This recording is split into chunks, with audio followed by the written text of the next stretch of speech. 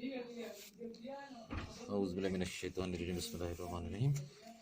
अस्सलाम वालेकुम dear students. हाँ, लास्ट टॉपिक में सबक में आपने पढ़ा था बैक्टीरियल सेल या प्रोकैरियोटिक सेल। तो इसकी कुछ खास कैरेक्टर्स पढ़ी थी, कुछ खास प्रॉपर्टीज़ पढ़ी थी, या कौन कौन से कैरेक्टर्स होते हैं प्रोकैरियोटिक सेल में। आज हम इसी का पढ़ेंगे, structure of prokaryotic cell.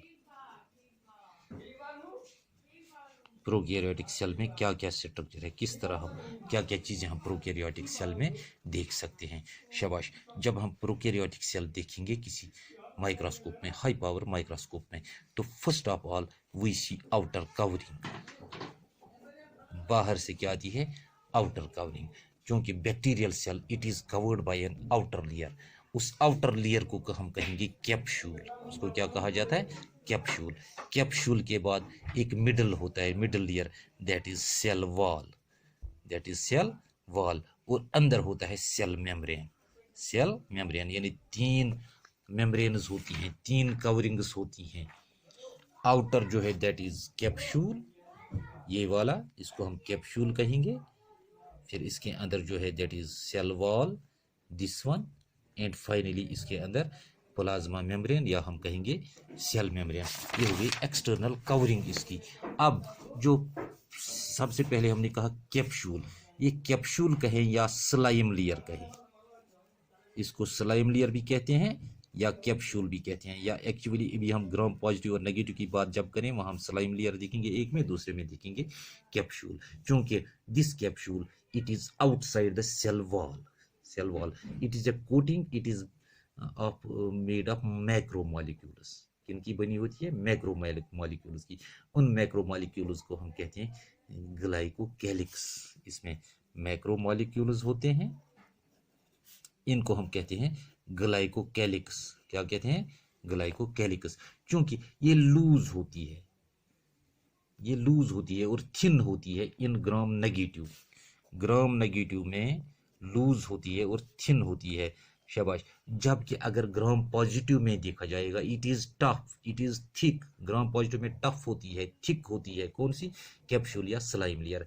Actually slime layer is present in gram negative bacteria and capsule is present in gram positive bacteria. दोनों की दोनों they are made of polysaccharides. ये किसके बने होते हैं? पॉलीसैकेराइड्स के। और ये सेल को प्रोटेक्ट करते हैं अगेंस्ट डिसिकेशन, खराब नहीं होने देते हैं, एंटीबायोटिक्स से बचाते हैं, या वायरल अटैक से बचाते हैं। शाबाश। तो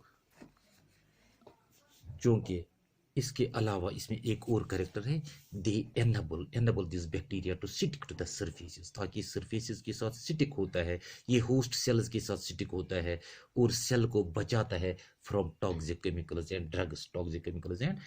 इन तमाम चीज़ों से सेल को बचाता है। शाबाश। तो दूसरी जो हमने कहा था, इट वाज सेल वॉल। क्योंकि सेल वॉल और सेल मेम्ब्रेन हम प्लांट सेल में भी पढ़ते हैं, बल्कि सेल मेम्ब्रेन हम एनिमल सेल में पढ़ते हैं, सेल वॉल और सेल मेम्ब्रेन प्लांट सेल में पढ़ते हैं। अब बैक्टीरियल सेल में देखते हैं या प्रोकैरियोटिक सेल में देखते हैं। इसके अलावा स्लाइम लेयर जो हमने अभी डिस्कस की। अब दूसरा जो सेल वॉल है, इट इज एक्चुअली रिजिड। ये सॉलिड कवरिंग होती है, which gives shape and structural support to the cell. Shape देता है सेल को, स्ट्रक्चरल सपोर्ट देता है सेल को। तो लगभग इसका अगर हम देखें, it is about 20 to 80 micrometres thickness में कितना होता है? 20 to 80 माइक्रोमीटर्स। जबकि इसकी हम देखते हैं ये thickness 20 to 80 in gram positive. किसमें? ग्राम पॉजिटिव में। अगर वहीं ग्राम नेगेटिव की बात करें, इट इज 8 to 12 माइक्रोमीटर्स। सिर्फ 8 से 12 माइक्रोमीटर होता है किन में? ग्राम नेगेटिव बैक्टीरिया में या प्रोकैरियोट्स में। शाबाश। It is single layered in gram positive, याद रखना, single layered in gram positive and double layered in gram negative में क्या होता है? डबल लेयर्ड, जहाँ थिन होती है। कुछ फॉर्म्स ऐसी भी हैं, मिसाल के तौर पर हम माइकोप्लाज्मा की अगर बात करें, जिसको हम पहले कहते थे PPLO, pleuro pneumonia like organisms. Organisms, इनमें सेल वॉल नहीं होती है, यानी माइकोप्लाज्मा में सेल वॉल नहीं होती है। ये कल भी हमने कहा था कि ट्रू सेल की जब हम बात करते हैं तो ये ट्रू सेल माइकोप्लाज्मा में नहीं होता है। शाबाश। Then third part, that is cell membrane. तीसरा कौन सा है? सेल मेम्ब्रेन, या हम कहेंगे प्लाज्मा मेम्ब्रेन। क्योंकि cell membrane it is selectively permeable membrane, ये साइटोप्लाज्म को कवर करता है, या साइटोप्लाज्म के बाहर होता है ये प्लाज्मा मेम्ब्रेन या सेल मेम्ब्रेन। इसलिए ये कंट्रोल करता है the movement of molecules into and outside of the cell. Cell में कौन से मॉलिक्यूल जाएंगे, वहां से कौन से निकलेंगे, ये कंट्रोल किस में रहता है?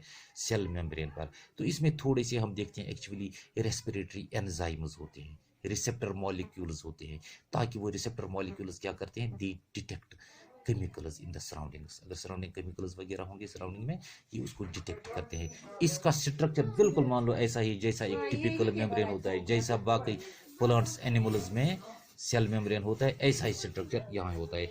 सो लिहाजा हम कह सकते हैं it is made of phospholipids.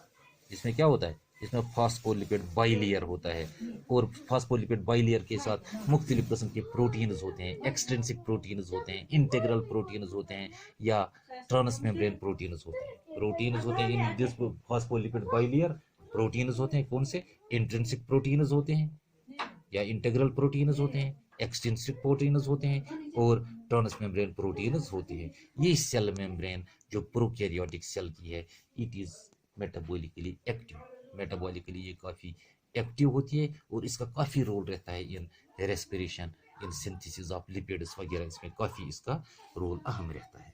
शाबाश। साइटोप्लाज्म, यानी सेल मेम्ब्रेन के बाद अगर हम अंदर देखें, देयर इज साइटोप्लाज्म, जो हम किसी भी सेल में पढ़ते हैं। तो साइटोप्लाज्म कैसा है? It is actually crystallocolloid complex. Crystallocolloid complex, crystallocolloidal complex होता है। इसमें मुख्तलिफ किस्म के इनऑर्गेनिक और ऑर्गेनिक मॉलिक्यूल्स होते हैं। ऑर्गेनिक मॉलिक्यूल्स भी होते हैं, इनऑर्गेनिक मॉलिक्यूल्स होते हैं। मिसाल के तौर पर इसमें हम ग्लाइकोजन ग्रेन्यूल्स देखते हैं। इसमें हम क्या देखते हैं? ग्लाइकोजन ग्रेन्यूल्स देखते हैं, लिपिड ड्रॉपलेट्स देखते हैं, लिपिड ड्रॉपलेट्स देखते हैं, सल्फर ग्रेन्यूल्स देखते हैं, सल्फर ग्रेन्यूल्स वगैरह, ये सब इसमें मौजूद होते हैं। हाँ, याद रखना, इट लैक्स एंडोप्लाज्मिक रेटिक्यूलम। यहाँ एंडोप्लाज्मिक रेटिक्यूलम नहीं होता है, यहाँ दिस गोल्गी कॉम्प्लेक्स नहीं होता है, और यहाँ सेंट्रोसोम्स नहीं होते हैं, यहाँ लाइसोसोम्स नहीं होते हैं। फिर प्रोकैरियोटिक सेल में याद रखना, सेल मेम्ब्रेन के अंदर जो साइटोप्लाज्म है, there is no endoplasmic reticulum, और माइटोकॉन्ड्रिया और Golgi complex, centrosomes, even lysosomes, they are not present in these cells. इसके अलावा यहाँ इसके बदले यहाँ दूसरी चीजें होती हैं। It contains mesosomes. इसमें क्या होता है? मीजोसोम्स होते हैं। It contains ribosomes. मीजोसोम होते हैं, राइबोसोम होते हैं, क्रोमेटोफोर्स होते हैं, क्रोमेटोफोर्स होते हैं, थाइलाकॉइड्स होते हैं। अच्छा, बाइसिंथेटिक एंजाइम्स होती हैं। There are biosynthetic enzymes, there is transfer RNA, transfer RNA इसमें मौजूद होता है, या एमआरएनए इसमें मौजूद होता है। ठीक, याद रखना, एंडोप्लाज्मिक रेटिकुलम नहीं होता, गोल्गी कॉम्प्लेक्स नहीं होता, लाइसोसोम्स नहीं होते, माइटोकॉन्ड्रिया नहीं होता, और सेंट्रोसोम्स नहीं होती। इसके बदले क्या होता है? Mesosomes, ribosomes, chromatophores, thylakoids, biosynthetic enzymes, transfer RNA and messenger RNA. शाबाश। अब इसमें जो मैंने पहले कहा मीजोसोम, आखिर मीजोसोम्स क्या होते हैं? क्योंकि मीजोसोम ये एक्चुअली डेवलप होता है as an outgrowth, cell membrane से, सेल मेम्ब्रेन से एक आउटग्रोथ निकलता है। क्या निकलते हैं? आउटग्रोथ्स वगैरह निकलते हैं। इसमें वेसिकल्स होते हैं, ट्यूब्यूल्स होते हैं, और लेमिली होते हैं। वेसिकल होता है, ट्यूब्यूल होता है, और लेमिली होते हैं। दीज मीजोसोम्स दे फॉर्म न्यूक्लियाइड, ये बनाते हैं न्यूक्लियाइड।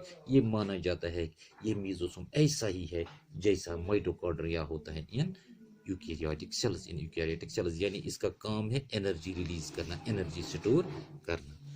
शाबाश। दूसरा राइबोसोम्स, तो राइबोसोम्स क्या होते हैं? They are scattered in the cytoplasm, cytoplasmic matrix में स्कैटर्ड रहते हैं और देखते हैं कहीं प्लाज्मा मेम्ब्रेन के साथ अटैच होते हैं, ये होते हैं प्लाज्मा मेम्ब्रेन के साथ अटैच। शाबाश।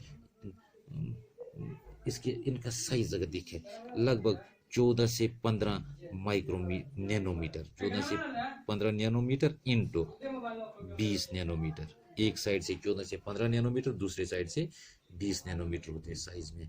और यहाँ टाइप जो है इनका दे आर 70s, यहाँ कौन से राइबोसोम होते हैं? 70s राइबोसोम्स, और ये प्रेजेंट होती हैं ग्रुप्स में, हेलिकल ग्रुप्स में, जिनको हम कहते हैं पॉलीसोम्स, जिनको क्या कहा जाता है? पॉलीसोम्स, या कहते हैं पॉलीराइबोसोम्स, या कहते हैं पॉलीराइबोसोम्स। तो हर पॉलीसोम में लगभग 4 से 8 राइबोसोम्स होते हैं। कितने? 4 से 8 राइबोसोम्स होते हैं, या हम कहेंगे 4 से 8 राइबोसोम। ये अटैच रहते हैं with single strand of mRNA strand के साथ ये रहते हैं अटैच्ड। अटैच्ड किसके साथ रहते हैं? mRNA स्ट्रैंड के साथ। अच्छा, दे आर कंसिडर्ड दे और the sites of protein synthesis, यही प्रोटीन्स वगैरह सिंथेसाइज करते हैं, इनके जरिए प्रोटीन्स वगैरह बनते हैं। तो ये था इनके, इसके अलावा और है कुछ क्रोमेटोफोर्स है और जेनेटिक मटेरियल है, इंशाल्लाह ये हम कल डिस्कस करेंगे। थैंक यू, अल्लाह हाफिज़।